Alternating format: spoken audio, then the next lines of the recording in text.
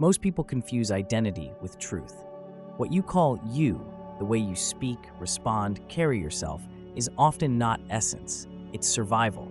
It's a carefully layered collage of patterns, reactions, roles, and masks built to avoid rejection, judgment, or abandonment.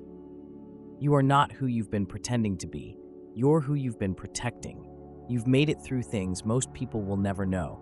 And instead of collapsing, you adapted. Instead of shutting down, you shaped yourself into someone who could keep going, even without being seen, held, or understood.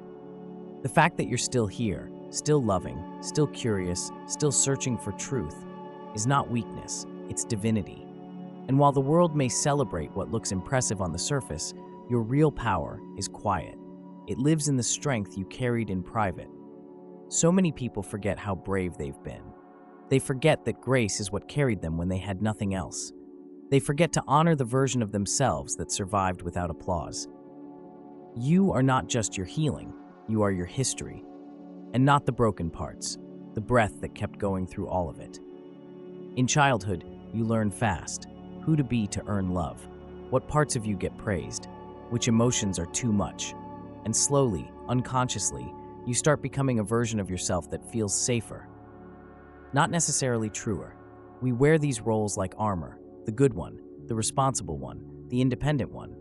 Not because we're fake, but because we're afraid. Eventually, the mask fits so well, we forget it's a mask. But underneath, the real self never stopped waiting to be seen. So much of what we call identity is just response to hurt, to fear, to instability. Your tendency to overachieve, maybe it came from a home where nothing you did felt like enough. Your deep independence, maybe it was born from being let down too many times. Even your silence might have started as a way to avoid chaos. These patterns kept you safe, but now they might be keeping you small. What feels like just who I am is often just who you had to be to survive. And the beauty of that realization is this: if it was built, it can be softened. If it was chosen once, you can choose again. Remember that the soul doesn't need an identity to belong. Your soul doesn't care about the name you go by, the job title you hold, or how well you fit in. It doesn't perform, it doesn't compete.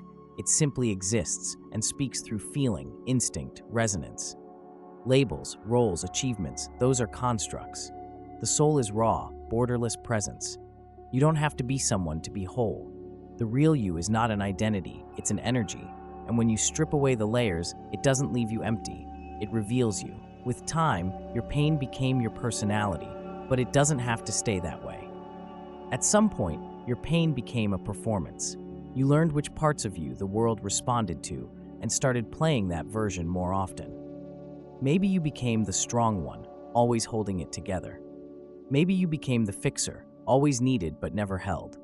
Maybe you became the quiet one, blending into silence so no one would ask too much. But roles that once protected you can become cages.